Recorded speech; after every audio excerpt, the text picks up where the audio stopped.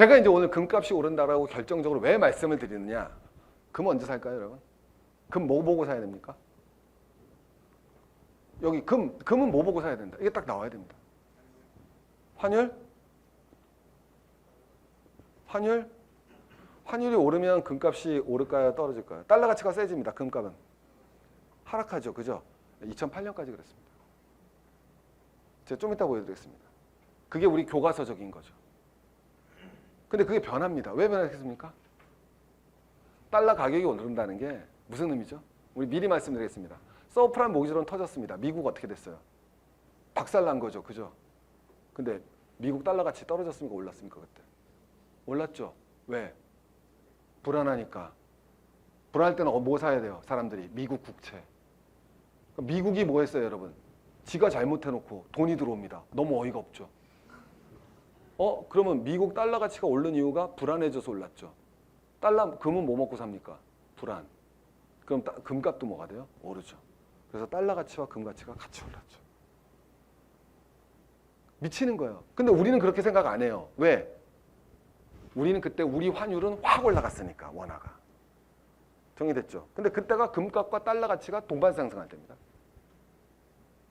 이렇게 뒤에 보여드리겠지만. 그래서 환율이 아니에요. 금값을 결정하는 거. 이걸 이해하시지 않는 거예요. 금값을 뭐가 결정하는 거지? 여러분, 자, 이제 천천히 가보겠습니다. 금은 뭘 먹고 사는지 한번 쫓아가 보죠.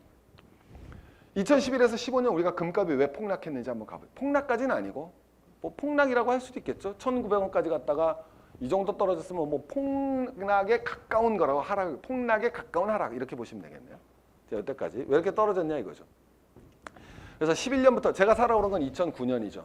그래서 2009년에 왕창 먹은 거 100을 먹었으면 그중에 50은 토해냈어야 되는 거죠. 이때 11에서 15년에. 저도 실제로 계속 갖고 있었으니까 그대로 맞았습니다.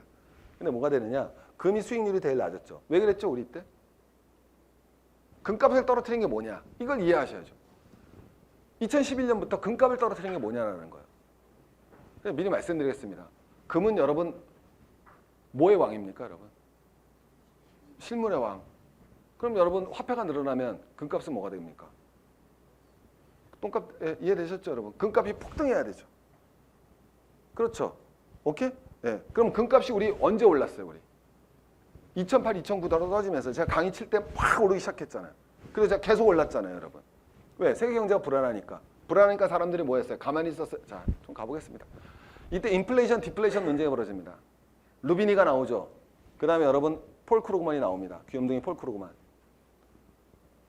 루비니가 뭐라 그러냐? 하이퍼 인플레는 아니라도 미국의 인플레율이 8에서 10%까지 오를 것이다. 그럼 금값은 뭐 하겠습니까? 당연히. 금값이 뭐 해야 되겠습니까? 오르겠죠. 당연히 화폐가 엄청 많아졌어요. 그럼 여러분 화폐 갖고 있어요? 안 갖고 있습니까? 안 갖고 있죠. 그럼 뭐 갖고 있어야 돼요? 실물. 실물의 왕 뭐가 되겠습니까? 금. 예. 여러분 금 언제 갖고 있는 거예요? 물가 엄청 오르고 전쟁 터질 때. 전쟁 터지면 뭐예요, 여러분? 돈 갖고 있어야 돼요? 금 갖고 있어야 돼요? 금. 왜? 전쟁 터지면 화폐가 무슨 값 되니까? 똥값 되니까. 당연한 거 아니겠습니까? 그래서 루비니가 말한 거예요. 하이퍼 인플레 아니라도 얘가 저거 IMF 맞췄잖아요. IMF 맞춘 게 아니라 저 서브프라임 모기로 맞췄잖아요. 미국의 인플레이션이 8에서 10%까지 오를 것이다. 이러면서. 그때 폴 크루그만이 뭐라 그럽니까? 무슨 개소리야? 미국엔 인플레이션 없으며 오히려 뭐가 걱정이야? 디플레이션이 걱정이야. 이렇게 얘기를 하죠. 자, 논쟁이 벌어집니다. 이 당시에 여러분 다 누가 이길 거라고 생각했어요? 이 당시에 다 인플레이션 발생할 줄 알았죠. 여러분 벌써 까먹으셨습니까? 2009년 우리 어땠어요? 공황 상태였죠. 세계 경제 끝나는 줄 알았습니다. 야, 이거 어떻게 해야 돼? 다 못 믿겠어. 뭐나 가지고 있자. 금 갖고 있자. 이거 아니에요? 왜? 세계 물가가 어떻게 될지 모르니까. 저때 뭐예요? IMF에서 스트로크 한 총재 아니면 위기가 끝나면서 급격한 인플레가 전 세계적으로 발생할 수 있다는 점이 우려된다. 이게 대세였어요, 여러분. 그 다음에 얘는 뭐라 그랬냐? IBRD, 국제개발은행이죠. 이제 더 이상 돈 풀기에만 초점을 맞춰서는 안 된다. 인플레이션 우려가 직면해 있다. 이렇게 얘기했습니다. IBRD입니다. 세계개발은행. 얘네만 그런 게 아니라 월가도 마찬가지였죠. FRB가 금리 인상을 꺼리고 있어 미국의 물가가 짐바브웨처럼 올라갈 것이다. 마크 파버가 그랬습니다. 짐바브웨처럼 올라갈 것이다. 짐바브웨 뭐 10경짜리 가지고 달걀 사러 가죠. 아주 귀여운 10경 달러예요. 뒤에 붙인 것도. 이렇게 될 거라고 생각했던 거죠. 자, 이렇게 될 것 같으니까 심지어 누가 나왔느냐? 블랙 저 책 기억나시죠? 맨날 흰 백조 나오는 게 아니라 검은 백조도 나올 것이다. 저거 쓴 애가 뭐였냐면 탈렙입니다.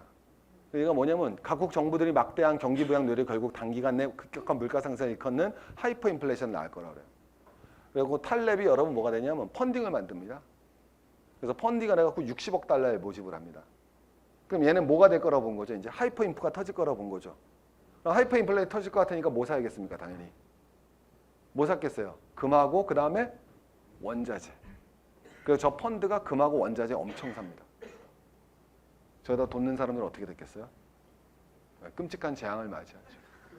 블랙스완을 진짜 만나죠. 그래서 저 사람들이 그래갖고 금하고 원자재하고 엄청 샀어요. 그랬더니 정말 블랙스완을 만나서 돈을 다 털어먹고 만나는 아주 슬픈 사연이죠.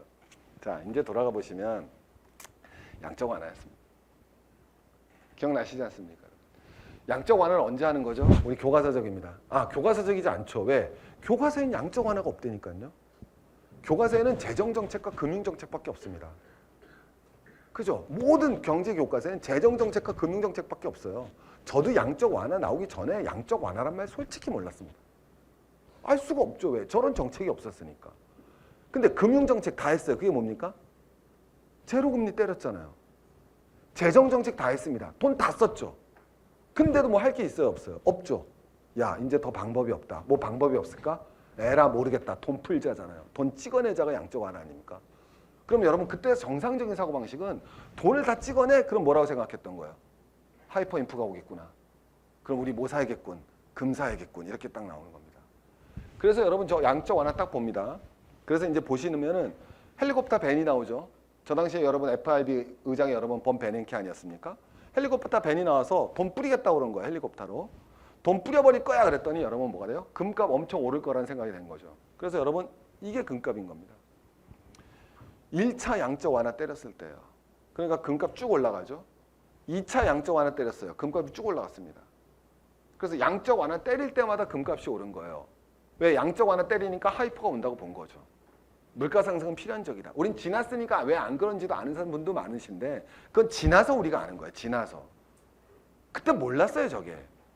저거 알았던 거 크루그만 정도밖에 없었던 거예요. 근데 딱 치고 나니까 무슨 일이 벌어졌느냐? 물가가 이게 하나가 EU고 하나가 미국일 것 같은 하나가 OECD고 하나가 EU 같은데 물가가 여러분 뭐냐면 하이퍼가 올 것 같았는데 하이퍼는커녕 오르긴 올랐는데 1%에서 2% 오르더라는 거죠. 양적 완화를 그렇게 쳐댔는데 뭐가 안 오르더라? 물가가 안 오르는 거죠. 그러니까 여러분 뭐가 되겠어요? 금을 사도 소용이 없군 하죠. 그전엔 금을 왜 샀습니까? 경제 위기가 오니까 정부가 정상적인 정책이 안 돼. 금융정책, 재정정책 갖고 안 돼. 세계 경제가 비정상이군. 야, 이거 어떡하지? 그랬더니 이제 사람들이 미쳤나 봐. 여러 방법이 없으니까 그냥 돈을 찍어버리겠대. 그리고 그 국채를 무조건 정부가 사겠대. 야, 말이 돼 이게? 그럼 세상에 돈이 다 풀려버리니까 하이퍼 인플레이션이 오고 결국은 뭐가 돼요? 화폐 가치가 똥값 될 거니까 금 사야겠다라는 게 정석이었어요. 근데 실제는 그렇게 움직이지 않았죠. 돈을 왕창 찍어냈는데도 물가가 거의 안 오르는 거예요. 그죠? 그럼 이제는 드디어 뭐가 돼야 되겠습니까? 물가가 안 오르니까 자 이렇게 들어간 거죠. 3차 양적 완화를 때립니다. 훨씬 더 큰 규모로 때리죠. 3차 양적 완화를 갖다 때려야 되는데도 2차 양적 완화보다 컸죠. 그런데 이제 거꾸로죠. 무슨 일이 벌어지느냐? 하이퍼 인플레이션이 아니라 우리가 다 알고 있는 유동성 함정에 걸렸죠. 무슨 통화는 늘어났지만 우리는 다 알고 있습니다. 본원 통화는 늘었죠. 중앙정부가 찍는 화폐는 늘었지만 그죠? 유동성 함정이라고 그래서 우리는 중앙은행으로부터 돈을 쓰는 게 아니죠. 어디로부터 쓰는 겁니까? 시중은행이죠. 그래서 시중은행의 통화 승수라는 게 있죠. 본원 통화를 갖다 하나 찍었을 때 그게 몇 번 도느냐잖아요. 근데 돈은 많이 찍어지는데 통화 승수는 오히려 줄어드는 거죠. 본원 통화만 늘어나고 시중에 풀리는 통화량은 늘질 않습니다. 그러니까 인플레이션이 발생하지 않은 거죠. 그러니까 유동성 함정이 걸려서 여전히 경기는 침체돼 있어요. 자, 경기가 침체되니까 드디어 뭐가 발생합니까? 경기 침체되니까 두 번째 원자재 가격이 하락하잖아요. 누가 원자재 갖다 씁니까? 그죠? 네, 원자재 왕, 석유 가격이 하락하면서 동시에 금값이 하락합니다. 자, 두 번째 그렇게 되니까 원자재 가격이 하락하니까 석유 가격이 싸졌죠? 모든 물건의 재료는 석유죠? 그럼 뭐가 되겠습니까? 물건 가격이 싸지는 디플레이션이 발생하죠. 디플레이션이 발생하니까 금을 살 이유가 없죠. 하이퍼 인프를 기대하고 금을 샀는데 하이퍼 인프는커녕 디플레이션이 발생하는 거예요. 그러니까 금값이 박살 나는 거죠. 거꾸로 사람들이 뭐라는 거예요, 이제? 양적 완화를 하면 금값은 떨어져야 된다는 거죠. 진리가 바뀐 거예요. 양적 완화하잖아요. 이제 나오는 거예요. 옛날엔 양적 완화해 돈이 풀리네 금 사야겠다가 아니라 옛날에는 양적 완화해 돈이 풀리네 돈이 똥값 되겠어 금 사야지 해서 이제는 양적 완화한단 말이야. 유동성 함정 걸리겠네. 경기 침체 계속될 거가 원자재 가격은 하락할 것이고 그럼 디플레이션 발생하니까 오히려 금값은 오르겠군. 자, 그런 속에서도 뭐가 돼야 되겠습니까? 두 번째 뭐가 발생한다? 그런 와중에 금융시장에 대한 신뢰가 발생하죠. 야, 우리 무너져서 죽진 않겠구나. 하이퍼가 발생하는 건 아니네. 금융시장이 안정되고 신뢰도가 발생합니다. 금은 불안을 먹고 삽니다. 근데 불안해지지 않으니까 금값은 떨어지죠. 그래서 여러분 딱 바라보시면은 3차 양적 완화를 딱 치면서 금값이 간 거예요. 3차 양적 완화를 치면서 동시에 유럽이 양적 완화하고 그 다음에 일본이 양적 완화 때렸습니다. 그러니까 미국 3차 양적 완화랑 유럽 양적 완화, 일본 양적 완화 딱 맞으면서 금값이 박살난 거예요.